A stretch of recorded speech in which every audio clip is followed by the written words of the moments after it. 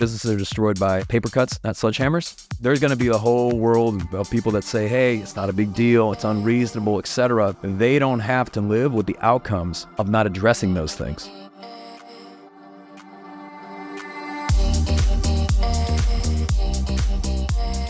I'm Michael Mogill, founder and CEO of Crisp, the nation's #1 law firm growth company.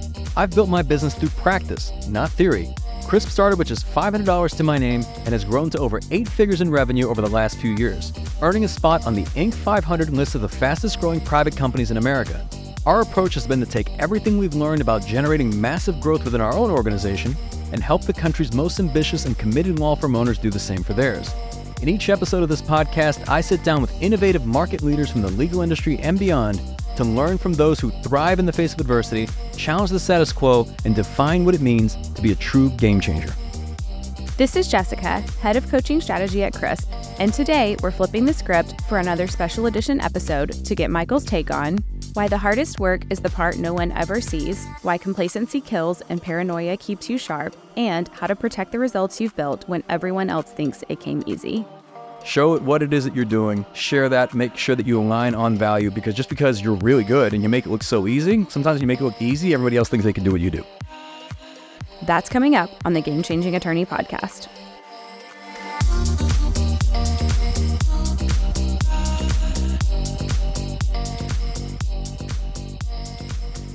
All right, Mr. Mogill, we have another AMMA here.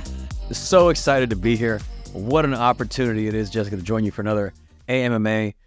We were just talking before we started recording about the beauty of delayed gratification, and our daughter, you could say, is somewhat of an entrepreneur these days, but had her eyes set on a pair of sneakers, right? But they've got the click, the little, like, yeah, you could tighten the laces with this little thing that rotates. Anyway, she thought it was the coolest thing in the world, and for months has been asking about these. But despite the net worth of those around her, her net worth is, or was, presently zero.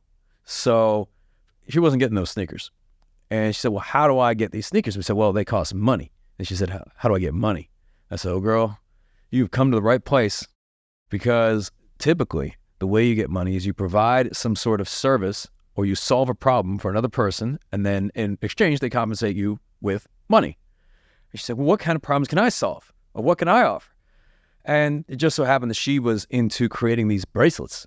And I said, look, we got a couple opportunities coming up. You can make bracelets and sell them. So one was her sister's birthday party. And I was like, you could just set up a little stand. You're going to have the audience, right? You're going to have a room, and you can start, selling these bracelets. So we made a little sign, and it was like $3 to $5 a bracelet, something like that, right? And she sold a few bracelets. Yeah. Only when the crowd started dispersing. Exactly. Yeah, when it started to dissipate and all of the grandma and grandpa were sitting on the couch. Yes. At this point, this is when the bracelets are flying off the shelves. Ideal audience. Exactly. And okay, so then she's like, okay, can I buy the sneakers now? I'm like, girl, you've not made enough money to buy these sneakers. I think these things are like $40, and she'd only made like $20. She's like, I got to sell more bracelets. Where can I sell them? And we have a pretty captive audience here at Crisp. So in our morning stand-up, we've got, 100 plus individuals. So she had an opportunity to come and sell her bracelets to the team, but you would make custom bracelets. And I said, look, you're going to have to personalize these things. You put people's names on them, they're going to like them even more, right? You show them a bracelet that has their name on it already out of these beads. How could they turn you away? She had a whole list of orders. Oh, yeah. Okay? And they paid in advance, right, for these orders. But we were not going to, give her any currency until she had fulfilled those orders as well. So we got to make sure the operations were right. Yeah, okay? You basically helped with the sell, and I helped with fulfillment. Correct.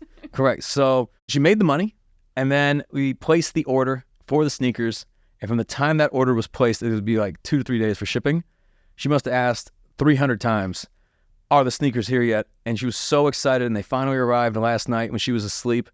And we put them outside her door. We said, look, if they get here, we're going to put them outside your door in the morning. And I saw her wake up at 4 o'clock in the morning, right, on the little camera. And she went outside her room, brought the sneakers in. She was so excited. So proud. She threw these things on immediately. Was like already running around her room. It's like a kid on Christmas. And I've never seen her more excited. There's things that she's gotten as gifts and for her birthday and holidays and, et cetera. But I've never seen her be more excited than when she bought these sneakers, and she bought it with money that she had earned. Yes. And I was like, look, I'm really proud of you, but you know what? There's another level to this. I'm like, you feel real good right now. She's like, Phase yes, 2. yes. And I'm like, do you want to feel even better? Your sister, your younger sister, she also wants a pair of sneakers. So, she's 6, her sister's 4. And I mean, you know this, I'm saying for the people Really? listening. Yeah, really? She has a sister? Yeah. She wants a pair of sneakers. You have some money that you made a surplus of funds. What if you bought your sister a pair of sneakers? You know how good you'd feel? She's like, done. So that's what's next. And she's figured out a way to essentially like a basic entrepreneurial skills, or it was just the beginning. Mm-hmm. But I will tell you, you remember this, when she had a list of I remember it was like 16 orders or something like that. She looks at me, she goes, it's too many. I said, girl, you never don't take the order. Like, Absolutely. And she's like, well, Daddy, what are we doing this weekend? Like, are we gonna play? Are we gonna go to the pool? And I said, oh, we're making bracelets, or rather, you're making bracelets. yes. And with every bracelet, you also got to write a thank you note. Yes. So she sat there, she was grinding all weekend, busting out those bracelets. She's like, my hands are tired. I'm like, do you want those sneakers or not? And the answer was yes. So anyway, a bit of a side hustle she's got going now. Her main hustle is school, okay? Kindergarten, soon to be first grade. But you are listening to the AMMA. But if you too want a bracelet, you can text Michael. Oh, yeah, I'll tell you what. Yeah, you text us at 404-531-7691. And if you want a bracelet for $5 plus shipping, we'll see what we can make happen. We'll put your name on it, okay?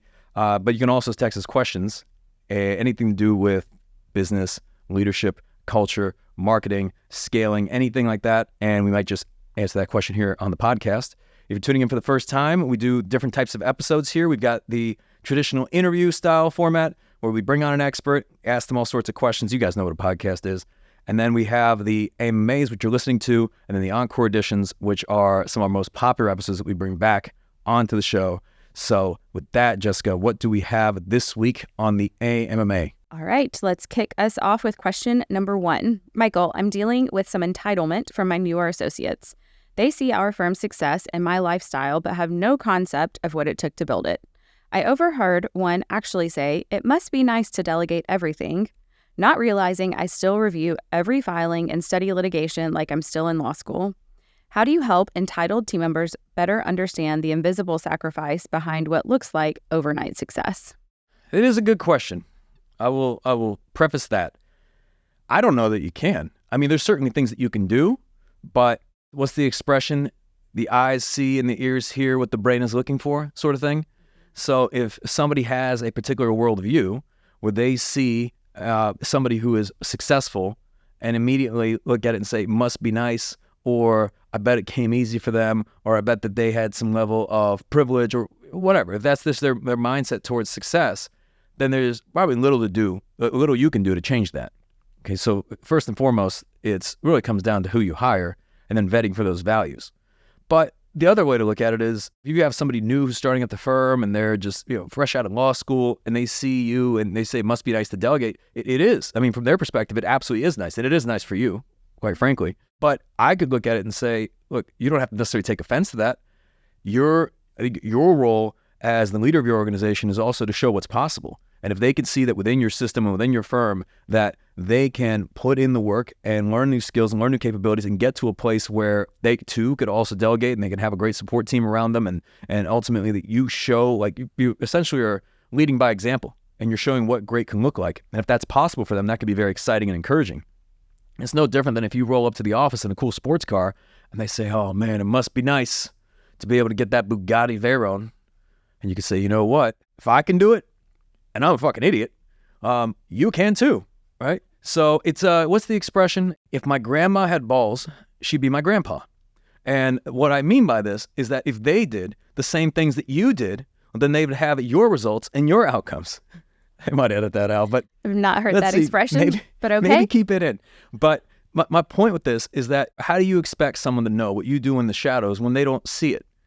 I mean, it's interesting. When we have new hire onboarding, and depending on what the role is, and if I'm involved and it's a role that I've been, that I've done in the past, I share a lot of the habits that we've seen that help somebody be successful in that role. And a lot of times it surprises them.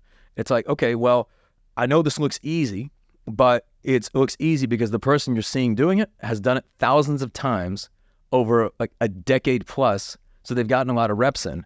And unlike other normal people, this was a person who was always, showing up early, staying late.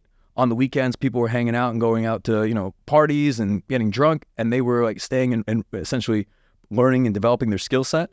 And they were able to gain those skills and gain that edge that makes what they do now seem much easier than, there might be to somebody else who's just getting started, for example.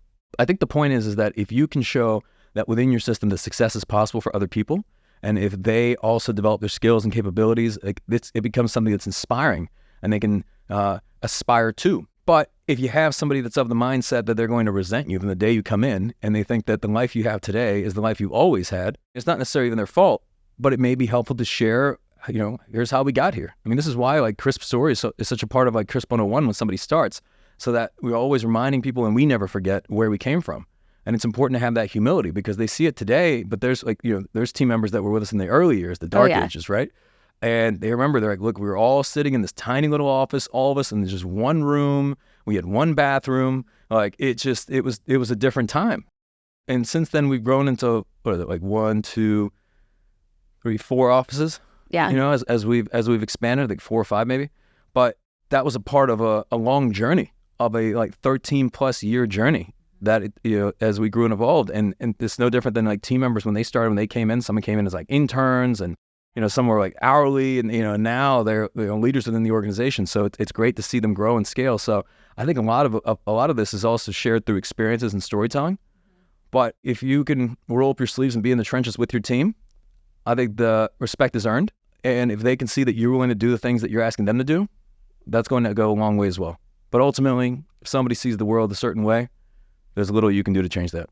All right, moving on to question number 2.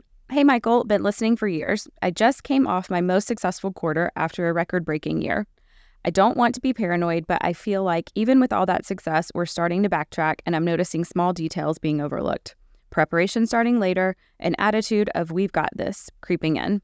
Our results are still good for now, but I'm worried we won't notice the decline until it's reflected in our results. And by then, it might be too late. What is your take? Am I being paranoid? Maybe. Only the paranoid survive. But only the paranoid survive. Are you being paranoid? Well, here's the thing. To a person who, let's say, works in your business or in another business, if things start to slip and then the firm is not as competitive and the firm starts to struggle, they can leave and go get another job. But if you don't do anything about it, the dream ends and the firm goes out of business. So you have 2 different types of stakes that you face versus a member of your team. My view on it is that if you're catching these little details, like businesses are destroyed by paper cuts, not sledgehammers. If I could give myself one piece of advice looking back, I would say jump on it immediately. There's going to be a whole world of people that say, hey, it's not a big deal, it's unreasonable, etc. Those X, Y, and Z. But they don't have to live with the outcomes of not addressing those things. Okay? And if you're starting to see things start to slip now, that becomes a cascading standard. I mean, and we gave this example in a workshop a few months ago where it's just like even a small thing, a light bulb goes out and people say, hey, it's not a big deal. It's just, it's just a light bulb, right? We'll replace it eventually. And then before you know it, they say, okay, well, the light bulb's not replaced. Now the floor is dirty, but you know what? It's no big deal. Then before you know it, people, in the reception area, it doesn't align with your like service standards and client experience. Then, as the team's walking in every day, they see that and they're like, look, maybe standards don't really matter around here. And I'm going to start, I tell a client I'm going to send them something in an hour. I can get it to them in a few hours. Then a few hours becomes a few days. Then, as far as like moving cases forward, time on desk starts to really expand and until eventually nothing matters. And then you start to feel it in the revenue and in the, in the actual collections. And you think, what happened? And it all goes back to the light bulb that went out.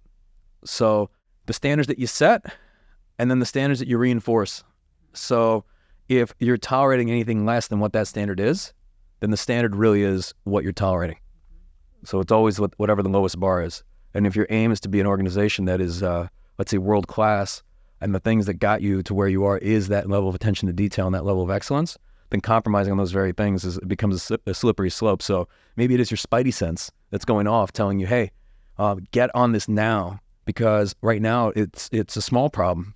But left unaddressed, it can become a much larger problem later on. A little snowball and compound. All right, to round us out with question number 3, Michael, I don't want to sound arrogant, but I'm really good at what I do, and I've started to notice that clients don't appreciate how much skill it takes to make complicated legal work look effortless. I had a client last week say, "Why am I paying you so much?" Meanwhile, I had navigated around 3 potential disasters they never even knew about. It's just frustrating to have someone question your value precisely because you did the job exceptionally well. How do you educate clients on the expertise required to make difficult things look easy? Well, I think the first thing, if you want to educate them on the value, you have to continuously articulate that value or share that value. So if you're saying, hey, I handled 3 things that they didn't even know about, well, how could they appreciate the things they didn't even know about that you handled? And if someone's telling you, hey, why am I paying so much? Then perhaps from their perspective, they don't feel like the value alignment is there. And it perhaps could be important to align on that. They just don't know. But I wouldn't say that's their fault by any means. I think it's more so from the standpoint of like, you're handling so many things and you're like, yeah, I'm not going to, they don't need to know about this. They don't need to worry about this. It's like, I'm just going to handle it. And before you know it, they think you're not doing anything because they're not really. There's no update. There's no update and there's no problem. Yeah. Right? So they think the coast is clear. But how many missiles did you catch? And how many things did you solve? So I think it's important to be very proactive in terms of, here's what we've addressed, here's what I've handled, like just a quick update, no action necessary, just letting you know, like, this is taken care of, this is taken care of, this is taken care of, et cetera, et cetera, et cetera. And then perhaps it may be important to get on a call and align on like, hey, you share with me that you feel like, why are you paying so much? And I get the sense that perhaps you don't feel like you're getting full value from whatever your investment is with us. Right. And perhaps have that conversation as opposed to letting that, fester and exist. And then before you know it becomes like a bigger problem, like we just said in the last question. But I think few people really understand truly what elite performance really looks like. I mean, the example given, like, we just had the Masters a few weeks ago, or you watch NFL or the NHL playoffs are going on right now. And depending on the time this podcast comes out. But when you see a professional player, you really can't appreciate how good they are until you take a non-pro and put them in the same environment. This is why I think like regular people should be allowed to compete in the Olympics, and then you could have like a regular person compete against like an Olympian, and then you could see the difference because of course they make it look easy. Like I'll tell you, I sometimes see these TikToks with retired NBA players, and they'll go to like some community gym or just some sort of like just where they're playing like pickup basketball. Yeah. And every time they shoot the ball from any location, swish, nothing but net, they make it look so easy. Like it's just automatic. It's like a robot shooting a basketball. And you're like, wow. They'll take 40 shots from all over the court and not miss a single one. And you're thinking, okay, now I get how good they are because literally they're doing whatever they want on the court and no one can do anything about it until you put them on the court with other pro players where everybody's that good. And now you're like, hey, how could he miss that shot? Or what's going on, right? I was that like perfect. And I think it's the difference of you don't appreciate the level of excellence. It's no different than, let's say you go to, Top Golf and you start hitting golf balls and you're with somebody there and let's say they're like an amateur golfer and they're like driving the ball and you're like, wow, that person is so good. But did you know that no matter how good that person is, even if they're a scratch golfer and you give them all the training, all the support, all the resources, the best golf trainers in the world, the best golf gear, equipment, allow them to dedicate their entire life to golf at that point, they still probably never make it to the PGA Tour. Not even close. And that can give you an idea of how elite people are at those top levels. And that's because they make what they do look so effortless. But sometimes they'll hit 100,000 golf balls to get 1% better. Oh, yeah. And how many people are willing to do that? So I think sometimes it's important to share your work. It's like in school, right? Like you get to the math problem, you're solving the problem, and they want to say, show your work. How did you go about this? How did you solve this? Differential equations. Yeah, it's probably more important than ever today. So I think that's the takeaway here. Show your work. Show what it is that you're doing. Share that. Make sure that you align on value, because just because you're really good and you make it look so easy, sometimes you make it look easy, everybody else thinks they can do what you do. Yeah, that's true. Yeah. All right, that's all we've got today. Thank you. Until next time. You've been listening to the Game Changing Attorney podcast with Michael Mogill. If you found this episode valuable, here are 3 free ways that we can help you grow your law firm. Number 1, download the first chapter of Michael's book absolutely free at GameChangingAttorney.com. Number 2, you can shoot Michael a text at 404-531-7600. 888-7691 and ask him any question you'd like. You might just hear the answer on the next episode. And finally, number 3, if you can leave this podcast a 5-star review, it will help us gain access to more influential thought leaders and bring their lessons learned here to you. For more information on this episode, see the show notes in your podcast app or visit legalpodcast.com.